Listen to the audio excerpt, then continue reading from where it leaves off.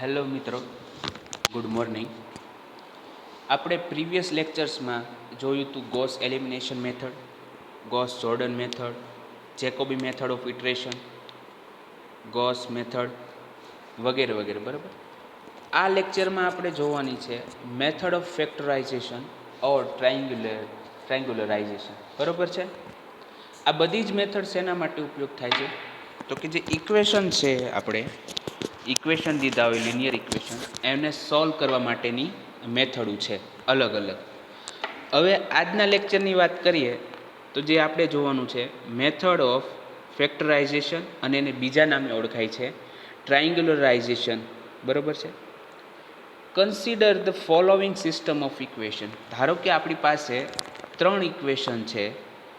બરાબર છે. તો કે ફર્સ્ટ છે a11 x1 plus a12 x2 plus a13 x3 equal to b1. Now second equation છે a21 x1 plus a22 x2 plus a23 x3 equal to b2 છે. Third જે છે ઇક્વેશન એ આપણી પાસે છે a31 x1 plus a32 x2 plus a33 x3 equal to છે b3. બરાબર છે. અહીંયા અલગ અલગ 3 ઇક્વેશન આપણને દીધા છે જે આપણે જોયા. હવે આપણે શું કરવાનું છે તો કે ફેક્ટરાઇઝેશન અથવા તો ટ્રાયંગ્યુલરાઇઝેશનની મેથડથી આપણે અનનોન્સ ફાઇન્ડ કરવાના છે. અહીંયા જે a11 a12 a13 a21 a22 a31 તેમજ a31 a32 અને a33 છે, એ બધા આપણા માટે જાણીતા છે. તેમજ b1 b2 b3 જે ઇક્વલ ટુની રાઇટ હેન્ડ સાઈડ છે એ પણ આપણા માટે જાણીતી જ હશે. આપણને કોઈ ફિક્સ કિંમત આપેલી હશે. તો આપણે ફાઇન્ડ શું કરવાનું રહ્યું? તો આપણે જે મેળવવાનું છે એ છે x1 x2 અને x3. આપણે અથવા તો એને તમે xyz પણ કહી શકો કે ભાઈ a11 x plus a12 y plus a13 z. બરાબર છે.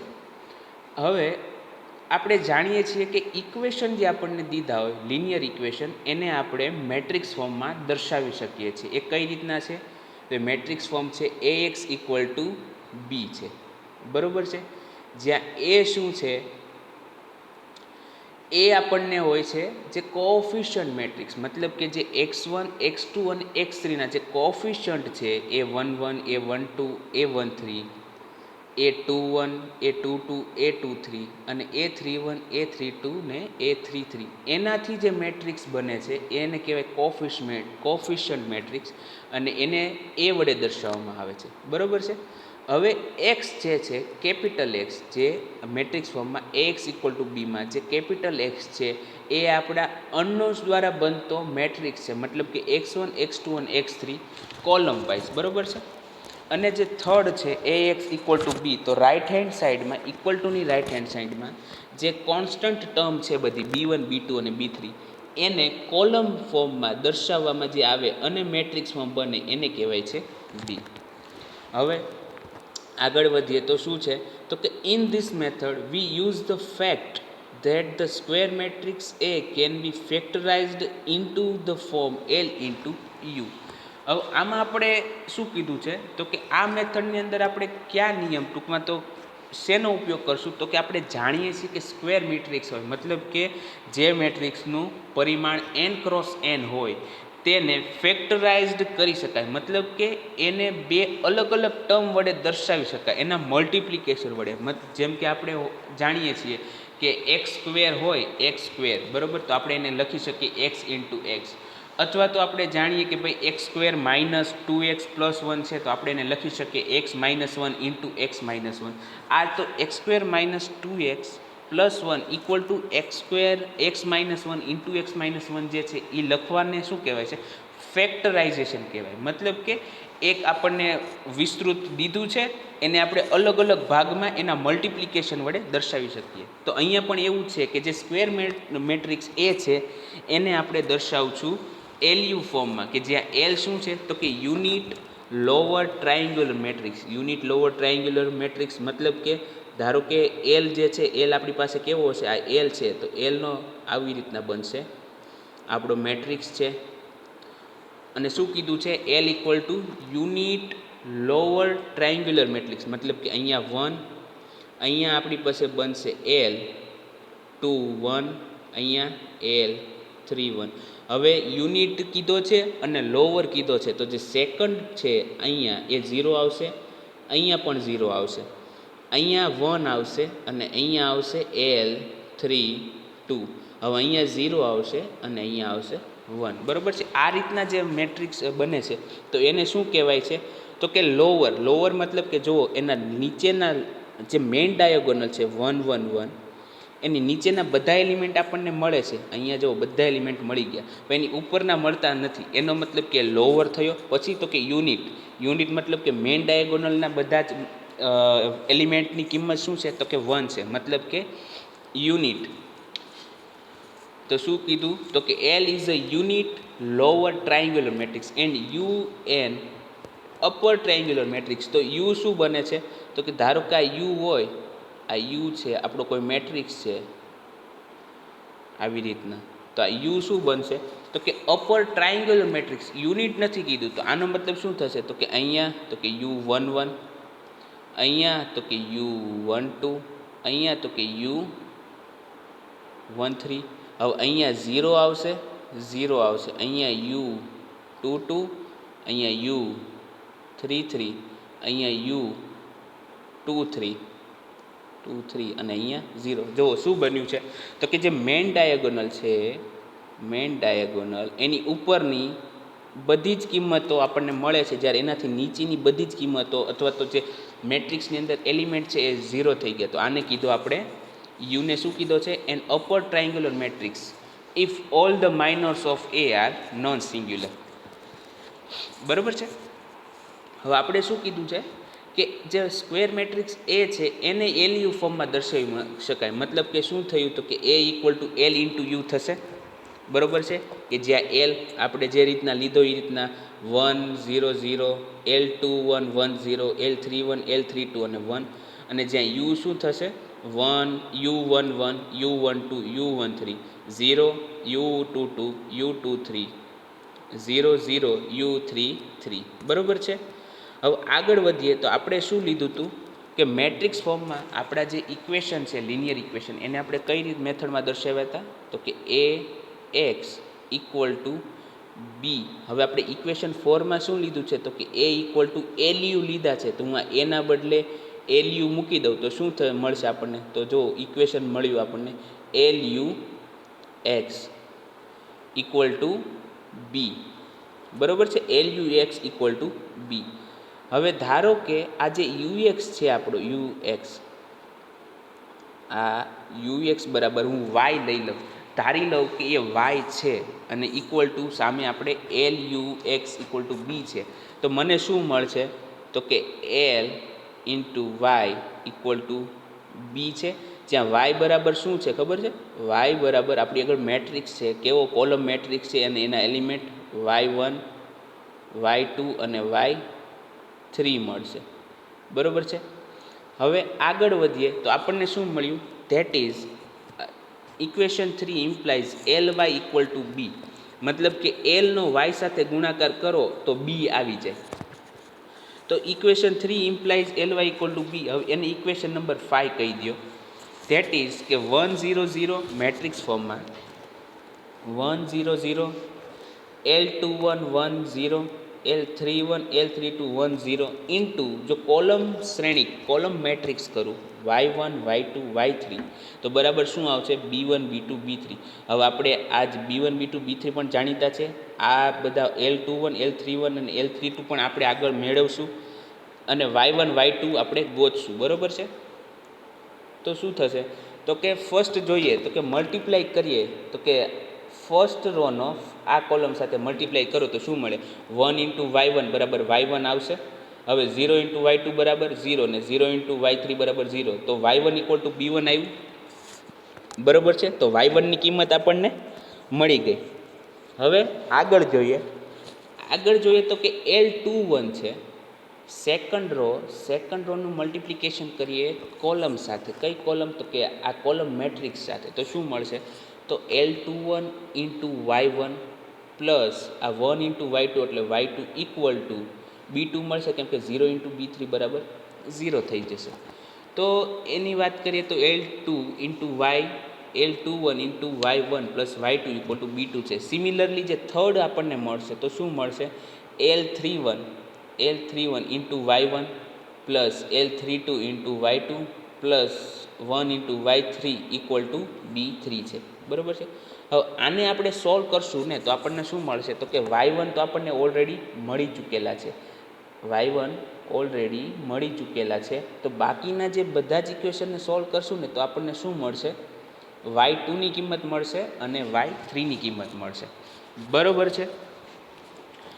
Therefore, from this y1, y2 and y3 can be solved by forward substitute. આપણે forward substitute મતલબ કે પહેલાં તમને y1ની કિંમત મળતી હોય, પછી તમને y2ની કિંમત મળતી હોય, પછી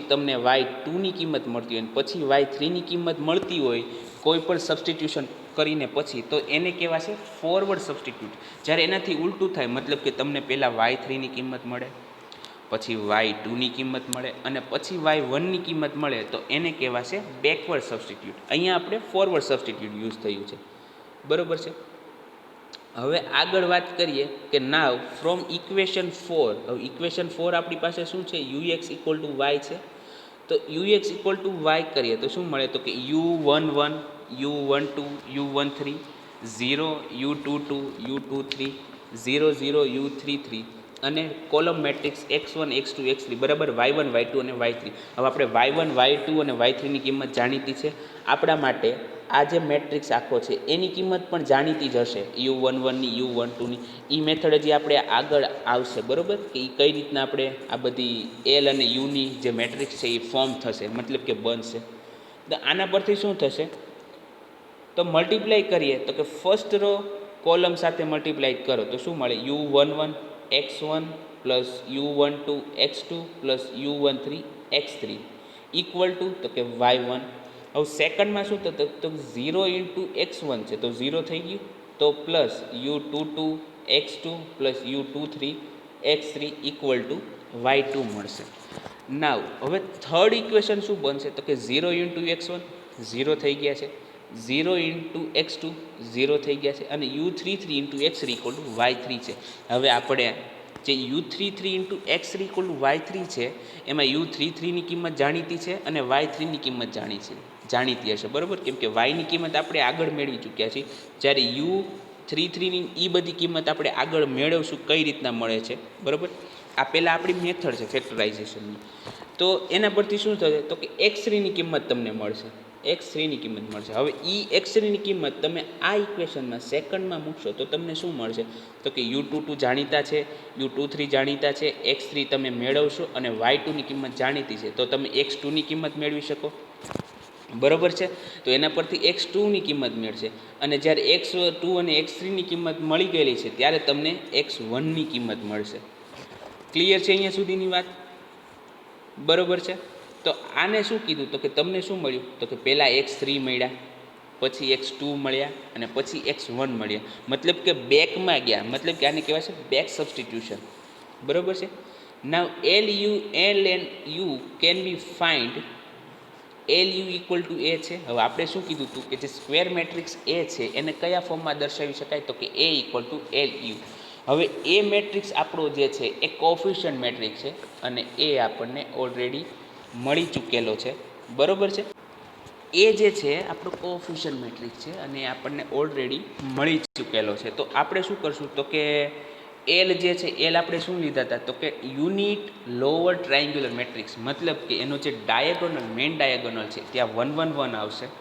એ 1 1 1ની નીચેના બધા એલિમેન્ટ મળશે, જ્યારે ઉપરના નહીં મળે. નીચેના એલિમેન્ટ કઈ રીતના? તો કે L1 L21 L31 L32 અને 1 છે. બરાબર, જ્યારે યુ શું છે આપણી પાસે યુ, તો કે યુ આ મેટ્રિક્સ જે છે દર્શાવેલો એ મેટ્રિક્સ છે, બરાબર. તો એ શું છે, તો કે અપર ટ્રાયંગ્યુલર મેટ્રિક્સ, યુનિટ નહીં, ઓનલી અપર ટ્રાયંગ્યુલર મેટ્રિક્સ, મતલબ કે ઉપરના મેઇન ડાયાગોનલના ઉપરના બધા જ ઘટકો મળે છે અને મેઇન ડાયાગોનલની નીચેના બધા જ ઘટકો 0 થઈ ગયા અને મેઇન ડાયાગોનલ પણ પોતે વેલ્યુ ધરાવે છે. તો એ મેટ્રિક્સ શું છે, તો કે U11, U12, U13, 0, U22, U23, 0, 0, U33. હવે ઇક્વલ ટુ એ આપેલો છે, તો એ આપણે શું છે, તો કે કોફિશિયન્ટ દ્વારા મળતો મેટ્રિક્સ છે. તો કોફિશિયન્ટ મેટ્રિક્સ આપણો કયો છે, A11, A12, A13, A21, A22, A23, A31, A32 અને A33, બરાબર છે. તો equating the corresponding coefficient we get. હવે શું કરશું, તો કે જે લેફ્ટ હેન્ડ સાઈડ છે બે મેટ્રિક્સ છે 3/3ના, તો એમનો મલ્ટિપ્લિકેશન પોસિબલ છે અને સામેની બાજુ પણ 3/3નો મેટ્રિક્સ છે. હવે લેફ્ટ હેન્ડ સાઈડ જે મેટ્રિક્સ છે એ બંનેનું મલ્ટિપ્લિકેશન કરશું તો આપણને શું મળશે, તો કે U11, જુઓ first row first condition, first column ને ફર્સ્ટ રો સાથે ગુણવાની, મતલબ કે ફર્સ્ટ જે મેટ્રિક્સ છે એનો ફર્સ્ટ રો લ્યો, સેકન્ડ જે મેટ્રિક્સ છે એની ફર્સ્ટ કોલમ લ્યો, બંનેનો મલ્ટીપ્લાય કરો અને જે જવાબ આવે એ આપણે A11 બરાબર હશે, બરાબર છે. તો શું થશે, તો કે U11 પછી પ્લસ, તો કે 0 ઇન્ટુ 0 0 થશે, જ્યારે 0 ઇન્ટુ 0 0 થઈ જશે. તો આપણને શું મળશે, તો કે U11 બરાબર A11 મળશે. ક્લિયર છે એટલું. હવે સેકન્ડ જ્યારે જશો તો શું મળશે,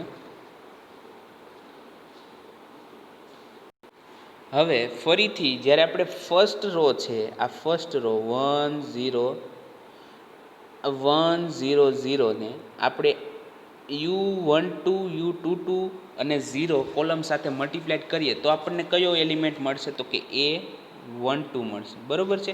તો આપણે એવું કરીએ તો શું મળશે, તો કે U12 plus 0 plus 0 equal to A12, મતલબ કે U12 બરાબર A12 આવી જશે.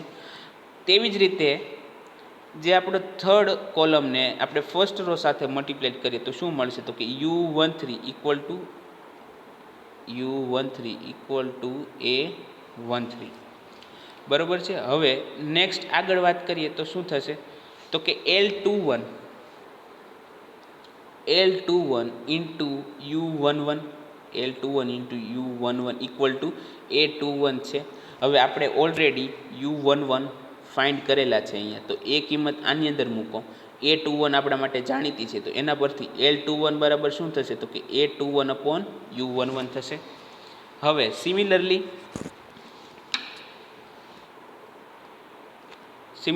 શું થશે, હવે શું છે, તો કે આપણે કિંમત ફાઇન્ડ કેટલાની કરવાની છે, તો કે એક આ જે L21 છે, L31 છે, L32 છે, U11 U12 U13 U22 U23 U33 છે, બરાબર છે.